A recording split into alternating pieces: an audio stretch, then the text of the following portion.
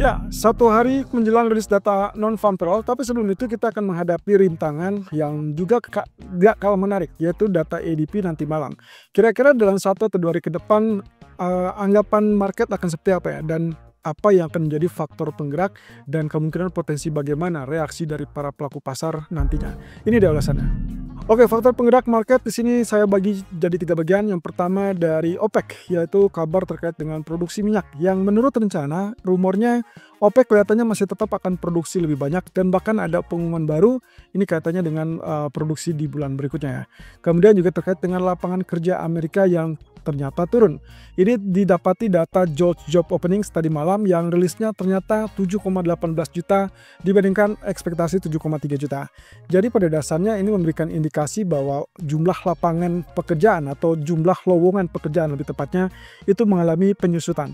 Dan bahkan ini tercatat sebagai level yang terendah sejak pandemi. Ya kalau kita bandingkan berarti kondisi ini mungkin akan menjadi pertanda bahwa sektor ketenagakerjaan Amerika sudah memberikan tanda-tanda ataupun isyarat melambat. Nah, pertanyaannya adalah apakah ini akan memberikan kesempatan ataupun bahkan alasan utama untuk Fed melakukan pemangkasan atau justru ini tidak menjadi patokan utama. Yang jelas, kita masih tetap harus menunggu dari beberapa data ekonomi ke depan sebelum nantinya berhadapan dengan FOMC meeting bulan September. Nah, kemudian terkait dengan dari China, kelihatannya ada hal yang mungkin akan bisa mengancam. Ini katanya dengan gencatan senjata tarif yang sudah kita tahu mereka perpanjang sampai 90 hari ke depan dan itu berarti berakhir di Oktober atau di awal November. Tapi dengan kabar terbaru terkait dengan bea masuk anti-dumping yang dilakukan oleh China atau diberlakukan China terhadap barang impor dari Amerika, kelihatannya ini bisa memicu konflik ataupun ketegangan baru di antara kedua belah pihak. Tapi yang jelas ya cukup menarik juga apa yang akan dilakukan oleh Amerika atau respon seperti apa yang nantinya akan terjadi. Oke, jelang pertemuan OPEC, tanggalnya tetap saya masih belum dapatkan agenda perubahan. Jadi so far kita cantumkan 7 September sebagai agenda utama dan itu berarti di hari Minggu. Nah hati-hati karena biasanya dalam 1 atau 2 hari menjelang rilis ataupun ya pertemuan itu biasanya akan ada laporan ataupun isu terkait dengan perubahan jadwal. Biasanya dimajukan 1 hari sebelumnya. So bisa jadi nanti akan muncul di tanggal 6 September. Tapi who knows kalau misalkan seperti ini, yang saya rasa mungkin akan terjadi adalah yang penting memastikan bahwa produksi dari OPEC ini akan cukup banyak atau justru dikurangi. Kalau misalkan kemarin terakhir adalah di angka 457 atau 457 ribu barrel per hari dan kemudian sampai saat ini ternyata sudah mencapai 400 ribu barrel per hari, berarti masih sesuai ekspektasi ataupun sesuai dengan perkiraan mereka. Yang artinya kalau ternyata nanti di hari Minggu itu didapatkan data melanjutkan dengan produksi lebih tinggi, misalkan anggaplah 550 ribu atau bahkan lebih tinggi, maka kemungkinan itu akan menekan harga minyak. Saya rasa ini salah satu hal yang membuat kenapa minyak berbalik turun.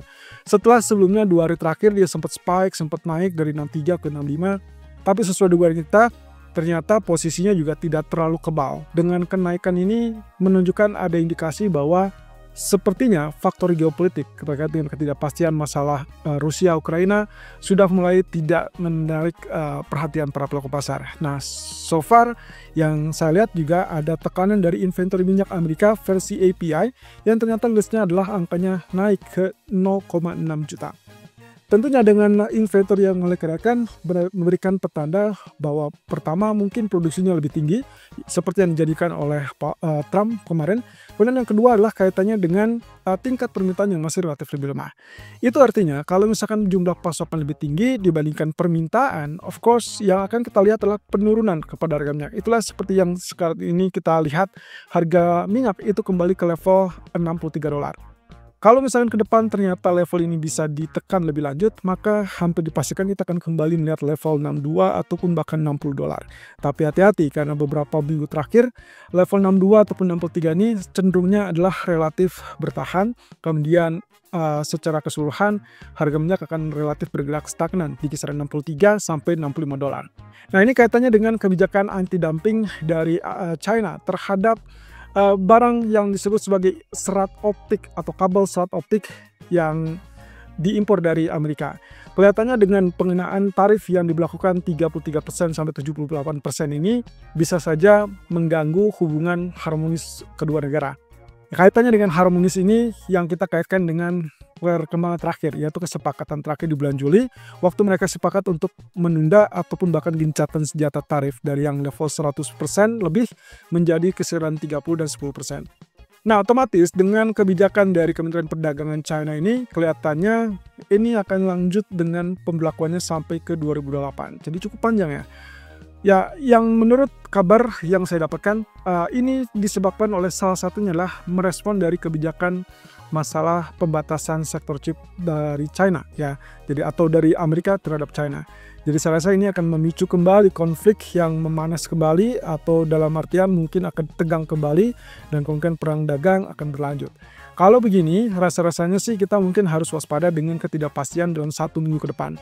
Karena apapun terkait dengan kebijakan dagang, maka kemungkinan kita akan melihat respon atau reaksi paling cepat itulah di awal pekan depan. Kenapa? Karena sampai saat ini China masih dalam euforia, apalagi kemarin sudah melakukan parade yang menunjukkan betapa kuatnya militer China. Nah, jadi kemungkinan sepertinya kita akan cantumkan ini. Selain of course data ekonomi Amerika, kita cantumkan ketidakpastian terkait dengan tarif ataupun bahkan hubungan dagang dari Amerika dan China. Nah, inilah pandangan terkait dengan apa yang terjadi dengan politik Jepang. Kalau kemarin kita sudah dapatkan kabar bahwa dari internal politik atau internal partai LDP-nya sendiri ada klausul yang mengharuskan atau bahkan mengharapkan Perdana Menteri Ishiba itu segera mundur dari jabatannya sehubungan dengan partainya sempat kalah dalam pemilu majelis tinggi yang dilakukan di bulan Juli yang lalu. Dan beberapa waktu lalu memang sempat dirumorkan seperti demikian, tapi kemudian Perdana Menteri Ishiba itu menolak atau bahkan menyangkal. Nah, sekarang kelihatannya desakan tersebut muncul kembali dan bahkan jauh lebih deras. Nah, terkait dengan hal ini, MUFG memiliki pandangan yang kurang lebih dia mengatakan terkait dengan spekulasi pemunduran diri dari Perdana Menteri Shigeru Ishiba. Kalau memang terjadi, maka figur calon penggantinya dikhawatirkan nantinya akan lebih memilih untuk mendukung kebijakan fiskal yang lebih besar. Dan tentunya kalau misalkan kebijakan fiskal itu diluncurkan, ya otomatis yang kita artikan itu adalah sebagai pelonggaran. Berbeda cerita dengan kebijakan BOJ yang menaikkan suku bunga yang dikategorikan adalah memperketat kebijakan. Jadi kalau dalam satu sisi ada kebijakan fiskal dari pemerintah yang dilonggarkan, sementara di sisi bank sentral itulah meningkatkan suku bunga dan itu berarti mengetatkan kebijakan, maka ini akan kontradiksi. Sehingga ujung-ujungnya para analis termasuk MUFG memperkirakan ini akan menyebabkan ekspektasi ataupun harapan kenaikan suku bunga lebih lanjut dari BOJ kelihatannya bisa tertunda kembali. Dan catatannya, reverse ataupun respon dari market kemungkinan akan tertuju kepada pelemahan mata uang yen. That means USD Japan Sen masih berpotensi untuk melirik kembali 150-an. Jadi hati-hati teman-teman, mungkin saja kita beberapa waktu ke depan harus mencermati perkembangan politik terlebih dulu. Tapi ini pengecualian. Kalau ternyata ada kabar bagus di sisi lain, yaitu kaitannya dengan posisi dari FOMC yang memungkinkan untuk 100% atau bahkan 98% bisa menurunkan suku bunga dan juga berupa siklus penurunan suku bunga, maka bisa jadi kenaikan dari USD Japan Sen ini bisa dihambat. Nah, artinya meskipun ada sisi politik atau internal politik yang kurang berkenan ataupun kurang bisa dibilang mendukung untuk kenaikan suku bunga dari BOJ, ya minimal kita dapatkan kepastian dari FOMC terlebih dulu. Saya rasa itu yang akan menjadi titik pengimbang supaya USD Japan Sen tidak naik terlampau tinggi. Oke, data ekonomi nanti malam akan terfokus dengan semua tentang Amerika dan semua tentang data ketenagakerjaan. Jadi kalau kita lihat dengan data Job Opening kemarin, berarti kita lupakan dulu karena kita fokus dengan data EDP, kemudian data Initial Jobless Claim dan juga data dari ISM Service. Oke, catatannya, kalau kita perhatikan dari data EDP yang akan muncul lebih dulu, saya teringat dengan data 2 bulan terakhir yang ternyata notabene data EDP ini berlawanan atau berseberangan dengan data non-farm payroll. Jadi hati-hati, kelihatannya ini akan bisa direspon cukup besar. Kalau misalkan terjadi kejutan, andai kata di bawah ekspektasi, saya asumsinya adalah di bawah 70.000 atau bahkan sampai ke bawah 60.000. Kalau itu terjadi berarti dolar akan jauh lebih lemah, tapi kalau misalkan ternyata secara mewujudkan rebound ke 120.000 atau bahkan lebih tinggi dari 120.000, saya rasa kita akan dapatkan pantulan ataupun penguatan dari US dollar. Dan itu berarti negatif untuk emas, negatif untuk saham yang mengharapkan data lemah supaya Fed bisa terpicu untuk melakukan penurunan ataupun pemangkasan lebih besar. Nah, kemudian Initial Jobless Claim saya rasa tidak akan terlalu berubah banyak. Saya prediksi kalaupun terjadi kenaikan mungkin akan berkisar 230 235 ataupun 240 ya. Sementara kalau penurunan saya rasa mungkin akan berkisar 220 sampai 225. Tapi kita lihat ya, apakah akan ada kejutan yang ekstrim jauh lebih rendah atau jauh lebih tinggi. Karena ini kaitannya dengan klaim pengangguran mingguan. Kemudian untuk ISM service-nya sendiri, ekspektasinya adalah 50,9 dari 50,1. Artinya ada peningkatan di situ. Sekali lagi saya ingatkan, walaupun di jam 20.45 ada data versi S&P Global terkait dengan PMI service ini, saya sarankan Anda untuk mencermati saja data versi ISM. Karena dari kemarin, ataupun bahkan di hari Selasa kemarin, kita sudah sempat lihat buktinya, bahwa market lebih cenderung berpihak ataupun merespon atau responsif lebih tepatnya kepada data versi ISM.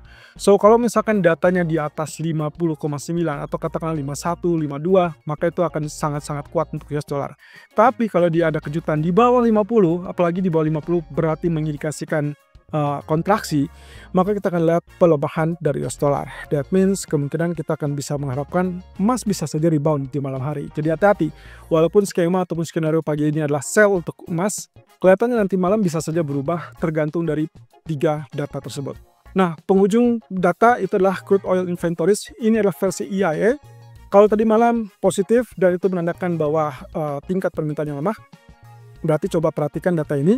Kalau ternyata lebih tinggi lagi, maka kemungkinan kita akan dapatkan tekanan lebih tajam kepada harga minyak. Tapi sebaliknya, kalau angkanya berkurang banyak, misalkan di bawah minus 2 juta, maka kemungkinan harga minyak akan relatif mengalami rebound kembali.